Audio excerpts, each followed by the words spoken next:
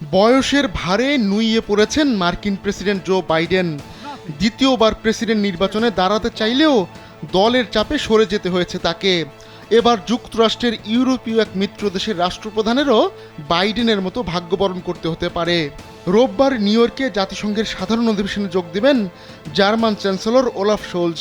দেশটির রাষ্ট্রপ্রধান হিসেবে জাতিসংঘে এটিই তার শেষ অধিবেশন হতে পারে, কেননা আঞ্চলিক নির্বাচনেই শোলজের রাজনৈতিক ভাগ্য নির্ধারিত হবে। চলতি সপ্তাহে ওই নির্বাচনে হারলেই রাজনীতির দৃশ্যপট থেকে হারিয়ে যেতে পারেন শোলজ। তাই আগামী বছরের জাতীয় নির্বাচনে শোলজের জায়গায় অন্য কাউকে প্রার্থী করতে পারে তার দল সোশ্যাল ডেমোক্রেটিক পার্টি এসপিডি। এলো ভিশন মুশকিল আসান অফার, যে কোনো ব্র্যান্ডের পুরনো ফ্রিজ নিয়ে চলে আসুন ভিশন শোরুমে আর নিয়ে যান নতুন ভিশন ফ্রিজ 20% পর্যন্ত ছাড়। এক প্রতিবেদনে এমনটাই জানিয়েছে পলিটিকো। সাম্প্রতিক বেশ কয়েকটি নির্বাচনে চরম ডানপন্থী অল্টারনেটিভ ফর জার্মানি এএফডির কাছে ধরাশায়ী হয়েছে এসপিডি। এখন নিজেদের শক্ত অবস্থান ব্রান্ডেনবার্গে এই আঞ্চলিক নির্বাচনে হারলে তা এসপিডির জন্য নির্বাচনী ব্যর্থতা হবে।